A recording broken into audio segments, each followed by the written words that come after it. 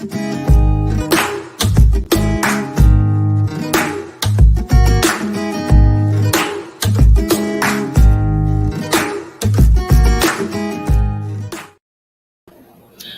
good afternoon, and welcome to the Caribbean Parenting Digital Show. And of course, your part today, I'm looking on at our public education series. And our public education series allows us to be able to use the platform to highlight conversations about specific topic. And of course, today's topic is observance of World Mental Health Day. And World Mental Health Day, we observe every 10th of October each year, and it aims to raise awareness about mental health issues around the world and to mobilize efforts in support of mental health. And today, in this episode, we're taking a moment to focus on mental health and teens. And joining us once again is Genielle Hall-Blondell. And of course, we know she's titled the Queen of Teens, yeah? And this is because she coaches teens. She's able to relate to them. She loves working with them. Moms love having her work with their kids. She's a mother herself of 3 teens.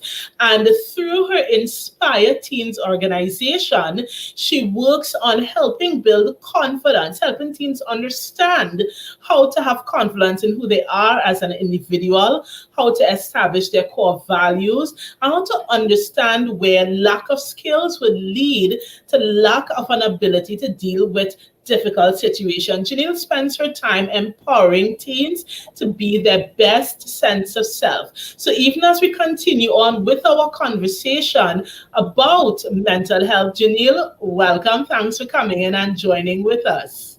Oh, thank you so very much, Alina. This has been absolutely pleasure to be back on this forum again. And I'm super excited to be here. So thank you.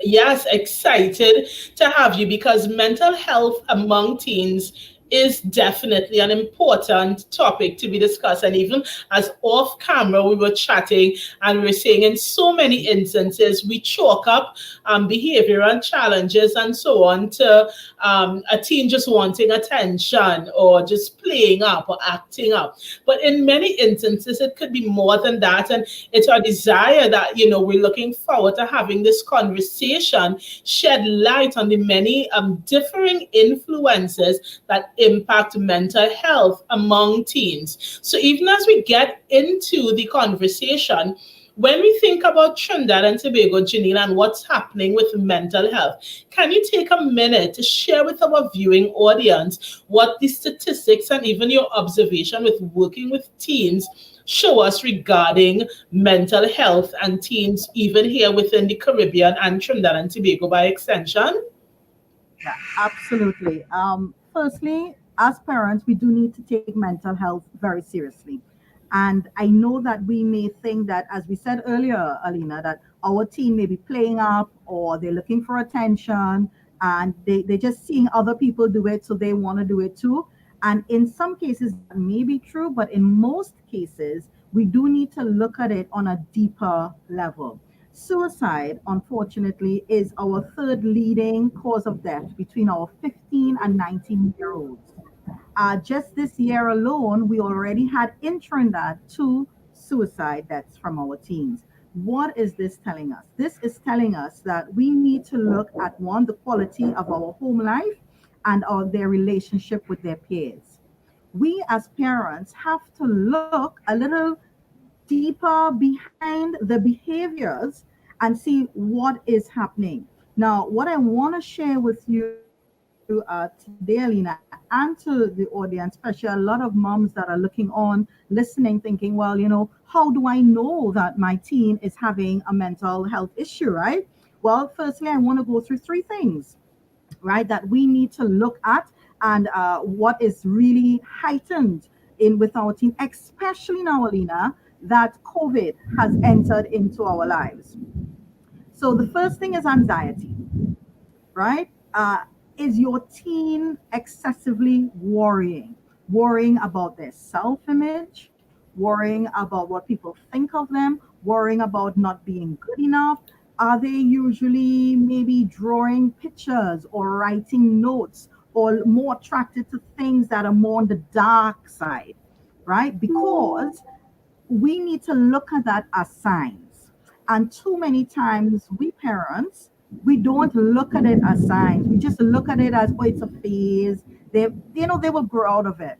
But if they continually look at themselves on a not good enough, I'm always comparing and not actually coming out of that anxiety circle, it's not going to get better unless it's been addressed. Right? So that's, I hope I'm not speeding, Alina. So that's the anxiety issues that we need to look at it very much No, definitely not. You're not speeding. present in our teens, especially now that they're at home from school and social media becomes their number one best friend. They're looking at, well, maybe I can do that, right? They're even thinking, right? And this may seem funny, Alina, but to my teens that I'm coaching in my campus today, they're even thinking school is not important now, right? Because they're Mhm. looking at all social influencers and how easy it is to jump on a camera and do some TikToks or to do a Instagram channel. I can do that. I can do this. So now they're looking into all of that. It can cause an unnecessary worry about, why is this important? Why do I have to go to school? So we need to look at the anxiety issues. And I've written it down because I don't want to forget it. Number two, social phobias, right? Are they feeling really uncomfortable in who they are? Well, I don't like my hair today. I don't like, my skin is too dark, or I'm too fair, or my hair is too straight. Are they continuously looking, right, at others thinking that they should be like them? That is a state of mental health, because when will they stop? And they can go too far if they wanting to change their external. They may want to straighten their hair straight. They may want to bleach their skin, right? So what are the requests you are getting from your teen in terms of, I want to look different? Why do you want to look different? Is it because everyone else is looking different, or is it because you feel insecure in who you are? So again, we need to look at the little things. And I want to tell us parents that mental health comes not in one sign. It's a series of little things. It's a series of different behaviors that is happening to your teen that you need to pay particular attention to. And the third one is depression, right? Do you find that your teen is a little more sad than usual? Do you find that if you would mention different things that they still not feeling excited, right, about it? Do you find that they would go in a corner sometimes and want to be by themselves? They don't want to interact with their friends, their family, much less you. What are the signs that your teen is portraying that you may think that you need to jump in? Because again, these three things that I've mentioned is the number one, two, and three things that I have found out that is really interfering with our team's future self. Now, how would you address that as a parent, right? Because I've given you the three tips of what to look for. It's present in your teen. What do I do next? How can I help my teen? Because I know it's hard for a parent to sit by and realize it's nothing that I can do, right? My teen, I've been telling my teen over and over that they're beautiful, that they're handsome, that they don't need to be worrying so much about what they look like, right? I love them just the way they are. I've even gotten books, I've introduced them to other people, but yet I'm still seeing that she or he still believes that they're not good enough. So, what more can I do as a parent? And I know the frustration and I know the worry. And it's things like this that we do really wish that we had that magic wand, right, Alina? That we wish that we had that spell that we can cover them and make sure that, nothing really comes to them. But life, it is life, and this is what it is. So I want to give you one or two tips as parents that we can help our teen go through this phase. And what I mean by a phase, it is when a teen is becoming to become a young mature adult. It's a transition. It's Yes. they are latching off from their parents, they're latching off from their younger siblings, from the toys, and they're going into other things. And they're seeing other people, other teens themselves doing other things, and they're like, okay, where am I? Who am I? What is going on? So that's what I mean. The phase is a development cycle that we're in. So I need you to be patient, and I need you not to be hard on yourself. So the number one thing I want you just to pay attention. Pay attention to what your teen is saying and most definitely not saying. You, as the parent, must be able to recognize when a drastic shift has happened with your teen. Yeah, a drastic shift. If they were sprightly and happy a couple of months ago, and then now they're not sprightly and they don't want to talk and they want to be by themselves, what went wrong? By paying attention, you would be able to identify what triggered it off. Is it something at home that happened? Usually it's, is it a death? Is it a separation? Is it a divorce? Is it a moving, right? Shifting of homes? What is it that would have caused your teen to go on from sprightly, right, to being on their own and not wanting to have a conversation? By paying attention to what your teen is displaying now, is going to give you the clues of how you can nip it in the bud. Because when you nip the anxiety and the depression in its bud, you are not going to let it escalate. It won't become their normal. It won't become their language of, I'm not good enough. I don't want to go out. I don't want to talk to you today. I just want to stay by myself. Leave me alone. Their language will be different. So pay attention. And number two, allow them to take regular exercise, guys. I know who likes exercise, not me. No one likes to exercise. But when the teen exercise, they're gonna release that excess energy that they're carrying around, right? And it could be through dancing, it could be through acting, anything to burn that excessive weight. And I don't mean physical weight, I mean emotional weight, right? And they then distract their thinking when they're exercising, because now they're burning it off, they're sweating, they're getting involved, they're dancing, right? They're moving. I know that's a tough one, but we do need to do it. And guess what?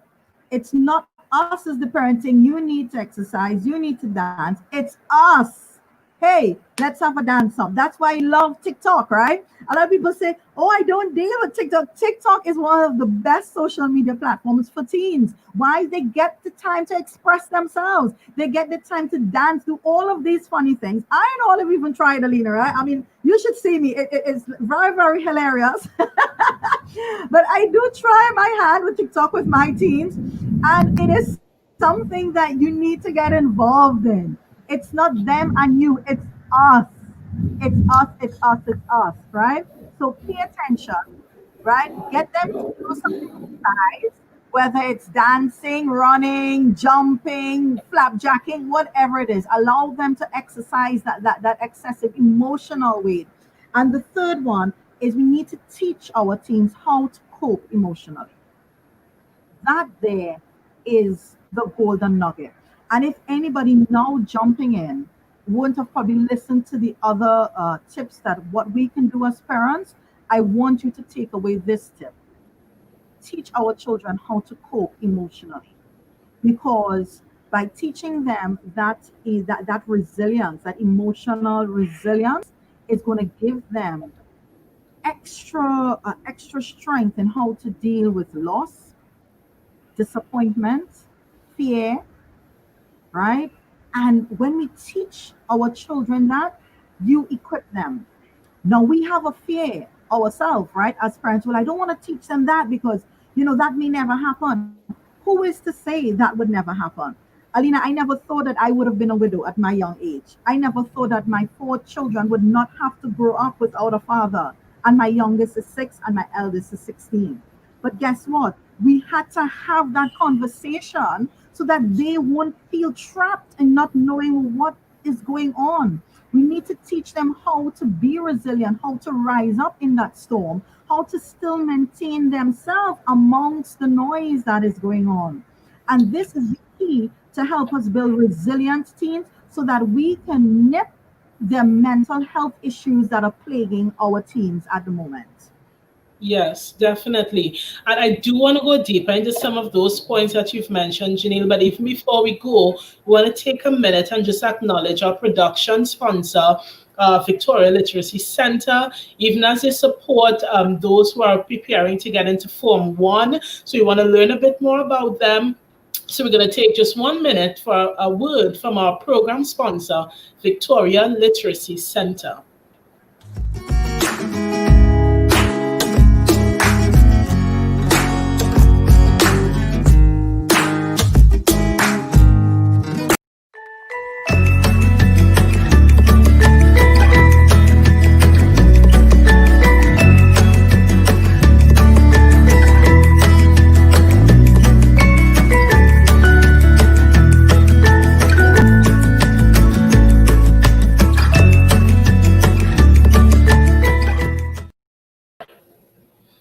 Yes, so even as we continue on, Janelle, one of the things that you talked about earlier has to do with what we see, the red flags in our kids when there's that shift, or we need to be conscious of their state of mental health. And you mentioned the depression, their comparison of themselves, judging themselves, their bodies, and having these dark interests. And what I wanted to find out, are there any particular causes that parents could be mindful of so that as they move forward, when they see the causes, they would know this would cause the red flag, and they could say, let me try to weed that out a little bit. What are those factors that contribute to mental health challenges in teens? Uh, to be honest, most of them is a change of environment. Mm. Something would have happened. They were A graders, and in less than a year, they're B graders. Marriage, breakup of homes, constant backbiting, arguing, quarreling, right? It could even, unfortunately, be that the child was sexually abused, right?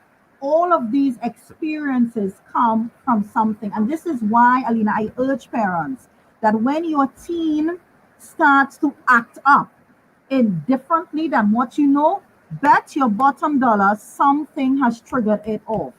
A teen does not have behavioral issues because they feel like it or because they want that attention. They something has happened. They don't know how to react, so they break it down internally, right? Because they don't know how to say it. They've tried coming to mommy, they've tried coming to daddy, granny, and no one seems to get it. Nobody seems to understand. They're either being shut down, they're either being saying that will pass, that everybody does go through that. And they think what the teen is coming to them is so small and so insignificant that it doesn't worth a conversation. And that is where we can help. Don't ever think that they're coming to you with insignificance. Our world is bigger than theirs. Facts. Their world to them is big because they don't know how to deal with some of these things. So the causes could be the change of environment, a quality of home life, even even these group of teens that came from a different life, a different background, display differently. So those I are that would understand. cause. I understand. So what one of the things we then encouraging, especially parents and guardians, to take away is that whenever there's a shift, whether physical movement, emotional, there's an event, we want to, as parents, be alert, not just of our own selves, but be alert for our kids. We now need to protect them, and we need to understand that because there was a shift, we probably need to give a bit more attention or emphasis to really help safeguard them, so that really the role of the parent then, Ginny, is to help the child transition through the shift, so that when we see challenges in quality of mental health, it's because there wasn't that support to help the teen to transition through the shift. Yeah. Another thing that stands out though Absolutely, is that you absolutely. That is mentioned,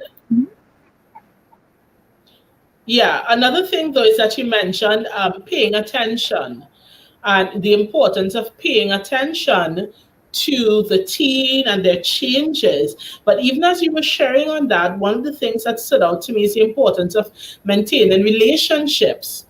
And just to really get your view very briefly on that, in that if you pay attention, but you don't have a relationship with your teen that allows for conversation, paying attention may help to a very limited extent. So, could you just maybe in a quick 2 minutes, Janelle, share like a really nice tip with parents to help them to have a concept of what they can do to position themselves to have that healthy relationship with their teen? absolutely. And Alina, you've really hit the nail on the head there. Because being a part of Inspire Teen Academy, we promote conversations versus confrontations, and Yeah. we help provide support to our parents how to conversate rather than command, right? And when we have more conversations with our team, building that relationship, bringing that gap, because remember, that gap only widens when our teen is growing older and we are growing older as well.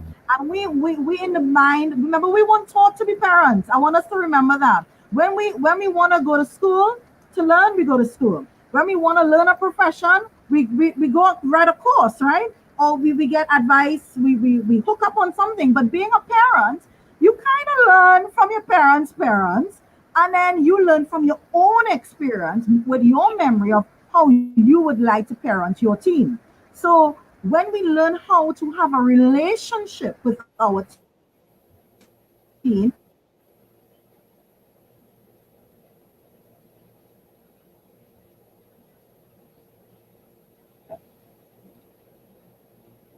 that is when we start to understand how to parent them for you to understand what is going on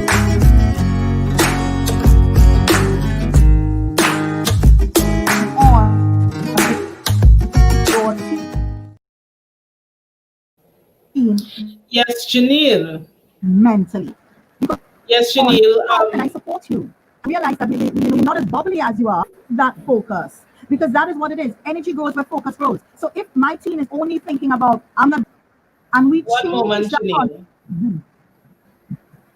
Okay, I'm hearing you, great. So Alina. we had a bit of a break there for a quick minute, but now that we're back, because there's a bit of a glitch with the live stream there, could you just repeat that last part about the relationship with the team?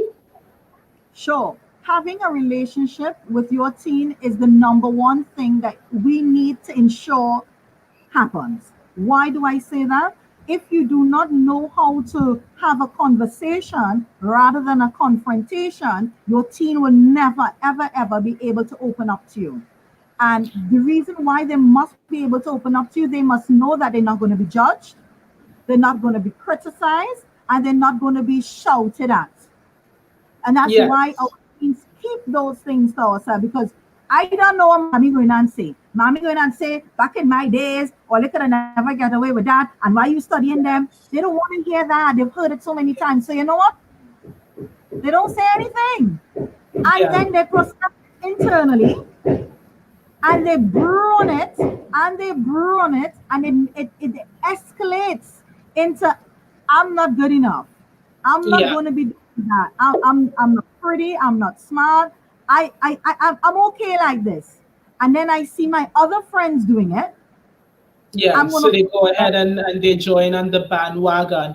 But yes, one of the biggest takeaways that I think we could really pull from this conversation, Janelle, is the fact that when we look at mental health and teens, we want to recognize that mental health among teens is something that can be preserved, it can be curated, it can be protected based on how we build a relationship with our teens, our ability to give them expressions and help them to transition through changes, periods of changes, because from what you've shared with us today, a large part of mental health and teens is the inability to help them transition through the change. So I think that is such a great takeaway from this episode. So even as we bring the conversation to a wind down, could you take a minute and share some final thoughts that parents and guardians should take away, as well as to be sure to mention Inspire Teens and upcoming programs that really parents could benefit from, that too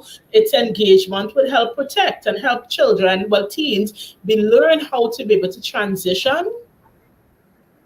absolutely. And you know what? Coming from I grew up with my gran, right? So my gran's parenting styles is what I used to call duck or dive, or both.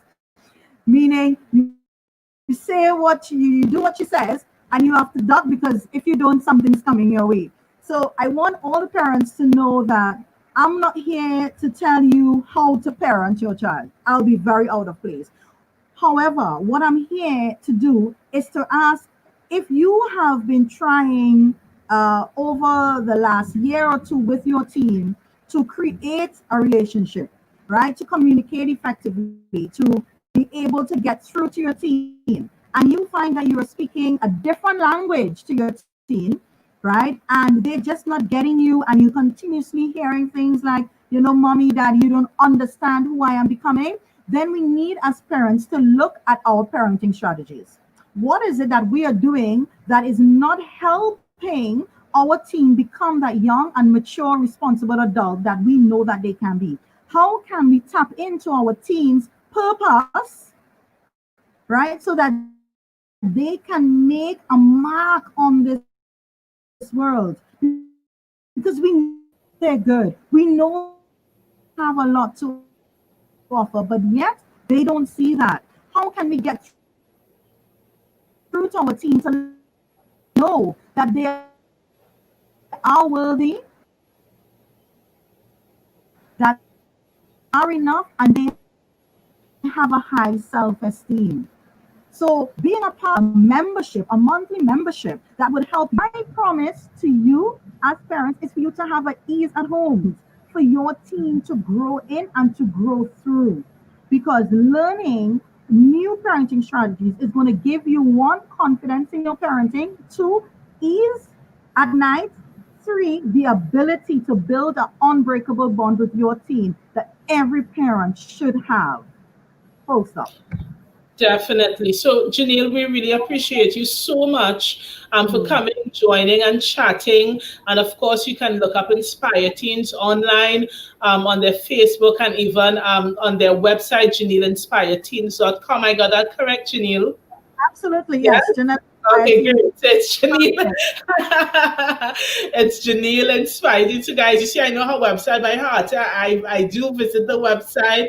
Great content across there, great free resources as well. So, we encourage Absolutely. you to check out Inspire Teens by visiting JanelleInspireTeens.com, or you can check the Facebook page, Inspire Teens. So, Janelle, thank you so much for being here. And of course, we thank our viewing audience for joining us for the public education series here on the Caribbean Parenting Digital Show, where we're giving observance to World Mental Health Day. We want to encourage you, like, subscribe, and share.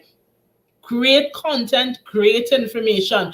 We appreciate that you've tuned in. Even if you're tuning in on the replay, we're happy that you're tuning in because it really is great content. And we want to encourage you to tune in later today at 4 p.m., where we're going to be chatting about mental health among adults. Because, of course, during the course of today, we're looking at mental health on very different levels. So continue to join in during the day. We're sharing great content here with you. And until again, My name is Alina Lewis, and it was my pleasure to host this segment on mental health and teens. Until later, have a great day.